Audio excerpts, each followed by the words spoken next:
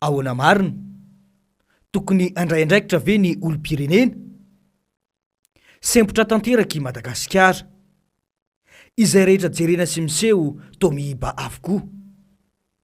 Raha ny hita dia toa mandatsa sy mijoro ovavolombelony tsy fahombiazana ny zava-miseho rehetra. Mandrotika ny valana retina, mandravantsika ny fahantrana, mampisarabazana ny politika, mbola baraingo ihany koa ny ho avy. Afaka firy andro na afaka firy volana na firy taona vao afaka ny mba hitraka kely ny fiainam-pirenena sy ny fiainam-bahoaka eto Madagasikara. Hatreto dia mbola nofinofy ilay filazana fa hiakatra ho 400 ny arikarena fahobe amin'ity tora ity. Mipetraka andindonantsika mandrakariva ny toe-javatra mihiba, any ka lasa mitodika amin'izany mihitsy ny fiainan'ny malagasy satria gisitra maneran-tany I Madagasikara. Toa mitady ho lasa firenena voaozina, ho resy sy ho rotodrotika tanteraka I Madagasikara. Nanomboka ny taona 2004 izay nisiny ny fanonganam-panjakana teto. Tsara ho azavaina aloha fa tsy fanonganam-panjakana velively no niseho teto tamin'ny taona 2004 satria tao anatin'ny fifidianana filoham-pirenena I Madagasikara tamin'io taona io.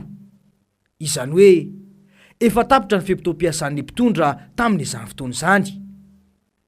Ny taona 2004 kosa dia mazava fa fanonganam-panjakana tsotra izao satria ankoatra ny fampiasana ireo tafika ampiasa hery dia mbola tao anatin'ny taona nitondrana. Izany hoe tsy mbola tapitra ny mandany filoha-marikaravalmanana no esorina izy. Izany hoe fangalara-pahefana no nataon'Andriamatoa Andrinirina Rajoelina.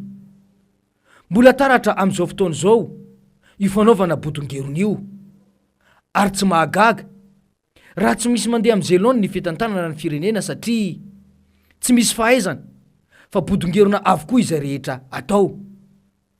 Ity no fanadiadiana izay miparitaka any ivelany. Madagascar avait suscité de l'espoir chez les Africains et dans le monde en annonçant avoir trouvé le remède contre le coronavirus à base d'artémisia. Ce remède était-il efficace? Oui, Madagascar a fait vraiment une erreur. En réalité, le président malgache n'a pas une grande connaissance dans le domaine, mais il s'est laissé emporter. C'est un président, on sait comment il est arrivé au pouvoir. Voilà, c'est un président populaire, mais il n'a pas un grand CV. Voilà, c'est un président populaire, mais il n'a pas un grand CV. Donc, il n'a pas une grande vision dans la gestion des pandémies ou bien dans la gestion d'un État. Donc, il s'est laissé emporter. Et aujourd'hui, c'est vraiment l'échec qui fait honte à toute l'Afrique. Tout ce que je n'ai pas aimé dans l'annonce du président africain de Madagascar, c'est cette façon africaine de faire les choses.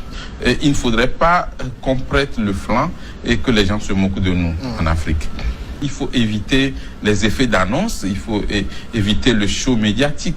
Andry Rajoelina est arrivé au pouvoir, Madagascar est passé de la 88e à la 134e place au classement des pays les plus corrompus au monde par Transparency International. C'est ça le problème. Et le côté showman vient aussi de sa personnalité. Il ne faut pas oublier son parcours de DJ. C'est quelqu'un qui était un animateur de soirée, qui sait comment monter les spectacles, qui sait comment animer les spectacles et qui sait comment vendre un spectacle au public. Et c'est ce qu'il a vendu. Donc une expérience qu'il a su mettre à profit. Exactement. Lors de cette campagne présidentielle. Heureusement pour lui que ça a été bénéfique. Mais simplement, moi j'ai peur que Madagascar ne soit pas encore sorti de l'auberge parce que la situation telle que ça se présente avec le programme d'Andry Rajoelina, il faudrait d'abord commencer par dire où est-ce qu'on va trouver l'argent. Je pense que le programme est mal ficelé. Izay no mahazo ny firenetsika fahafambaraka tanteraka ary lasa fiomezana ireo firenena any ivelany. Eny fa na ireo firenena afrikanina manodidina antsika aza. Mila fifohazam-panahy lehibe andresin'ny ratsy sy ny tsy mety. Mila miova famindra. Mila miaiky ny tsy mety sy vonin-kanariny izany. Miainga avy amin'ny mpitondra faratampony ka hatramin'ny vahoaka farahidiny. Samy mila tonga saina ary mila samy manaiky ny vahoaka fa tompon'andraikitra amin'ity fireneny ity avokoa ny rehetra. Hatramin'izay isika dia mametraka foana hoe inona no azoko amin'ny firenena. Fa ankehitriny kosa dia tokony atsapa-tena hoe inona no mba azoko atao ho an'i Madagasikara. Ny politisianina foana no voatondro ho mpamotika firenena, kanefa ny vahoaka ihany koa dia tompon'antoka feno amin'izany. Izy no mametraka ny mpitondra eo, lazaina foana fa mampindrana fahefana vahoaka, saingy momba tena manome tamberina ho an'ny olom-pirenena ny mpitondra azy. Mo tena mijery izay lara-pahamehana tadiavin'ny be sy ny maro ve ny mpitondra. Tsarotsika tsara ngamby ty teny nataon'ny filohan'ny pirenena ankehitriny io. Ireo mpamatsy vola traditionnel raha mbola ireo no anteratsika, raha mbola mifanampiana avy any amin'ireo firenena ireo no antenantsika ampandrosoana ny Madagasikara, dia za milaza anareo fa na afaka na amin'ny 2030 na amin'ny 2050 na amin'ny 2060 tsy androso mihitsy i Madagasikara. Izany tokoa ve no zava-misy ankehitriny.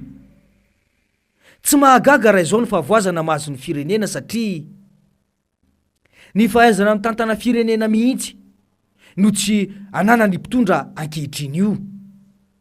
Iarahantsika rehetra mahita tsara ngamba fa ireo mpamatsy vola mahazatra avokoa no manampy an'i Madagasikara amin'izao fotoana izao.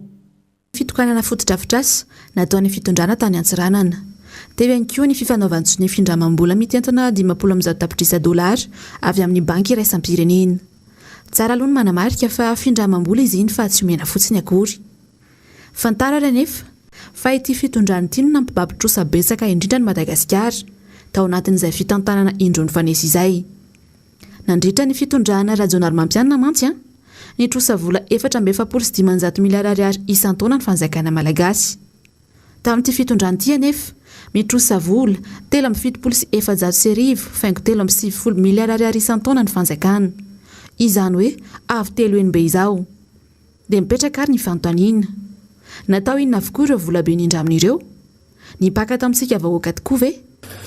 Araky nefa nambaranay somba-bahoaka hatramin'izay, indrindra natao anatin'ny fampandaniana ny reny teti-bola-panjakana reny ary ny hoe fiahiahinay ny fibaben'ny malagasy trosa be loatra eto amin'ny tany sy ny firenena ka mahatonga anay tsy nakato an'ireny teti-bola-panjakana reny.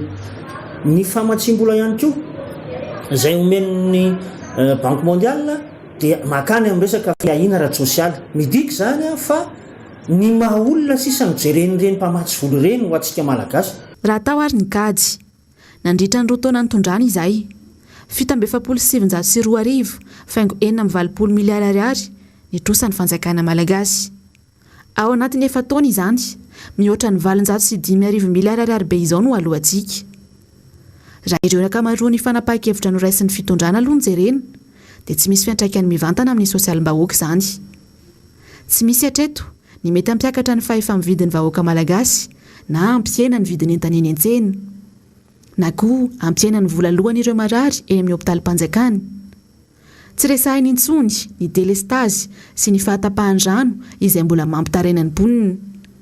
Ny fanamaivanana na fanamorana ny fiainana andavanandro izao no andrandrain'ny malagasy ka ny fanapakevitra mifandraika mivantana amin'izany no tokony ho raisin'ny fitondram-panjakana ao anatin'ny fotoana fohy. Raha tena mitazona ny teny nomeny io filohan'ny repoblika io dia tsy sahy mandray ireo vola avy amin'ny Banque Mondiale sy ny FMI ireo, ary tokony ahalala menatra amin'ny vahoaka satria teny nataony io. Saingy efa mahazatra moa izany fa mitam-bahoaka izany amin'izy ireo. Tsy vitany izay ihany fa ity ihany koa no teny nataony. Dia mitondra rehetrarehetra ny bailleur de fonds no manery hoe ity tsy maintsy ataonareo. Za tsy teren'ny bailleur de fonds fa zany iteny hoe reto ny zavatra lahara-pameana aminay.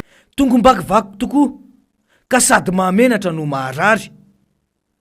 Na ny orinasa-panjakana jirama eto amintsika aza mbola ny mpamatsy vola iraisam-pirenena no mibaiko ny mpitondra amin'izany. Raha tsy izany dia ho foana ilay famatsim-bola anohanana ny fiantraikany Covid-19 izay mitentina 570 tapitrisa $, sy ilay 400 tapitrisa $, anaovana fotodrafitrasa maro eto Madagasikara. Dia hoy ny mpanohitra hoe ary tamin'izany nalaza ny hoe tsy hifantoka amin'ny varotsony isika fa amboly ary anondrana artemisia satria any $3,000 any hoany sa $4,000 ny tonne amin'izany artemisia zany, fa raha ny vary de kelikely sa $300 raha tsy diso ny fitadiko ny vidin'ny vary amina tonne tamin'izany fotoana androany, dia nalaza zany adevitra hoe tsy amboly vary na ifantoka amin'ny artemisia amin'izay ny malagasy fa heritaona teorintsika tompolasy tompovavy mahatsapatsara. Aiza moa zany le artemisia zay mivetivetesina tamin'izany fotoana androany, tsika tsy manambany amin'izay mety ho vokatra ny karohana mahakasika izany artemisia sy ny artemisinina zany ao anatiny, fa tsika tehiteny fotsiny amin'ilay pratika sy lay fomba tamin'izany fotoana androany, ary efa nanaira ny mpanao politika, nanaira ny Olom Pirenena hoe tsy mety fa hovay io communication io, fa mihoatra amin'izay zavatra nieritreretin'ny vahoaka le izy amin'le hoe inona ny fandraisana andraikitra, inona no tovana ao anatin'ilay fanampiana tsy ilain'ny vahoaka, mainka ka mahasoa azy raisiny fanjakana ao anatin'izay. Mazava ny nambarany teo, fa ny amtinana azy dia ny hoe tsy mahafantatra ny zavamisy intsony ny akamaroany malagasy, ary tsy taita intsony na dia efa ho any ankady aza ny firenena sy ny fiainany isan-tokantrano. Sofa teo ny mpanohitra mamotsipositra ny tsy mety ataony mpitondra io. Tafiakatra $700 ny kapoaka ny vary amin'izao fotoana izao, ary ahina ny mety mbola hiakaran'izany raha fitavozavozany izao fitondran'izao no jerena. Mbola ao anatin'ny krizy mantsy ny firenentsika hatramin'izao. Sao dia mba efa kapoaka ampisokatra ny masom-panahy izao, fa isika no tsy tonga saina, fa ahoana marina.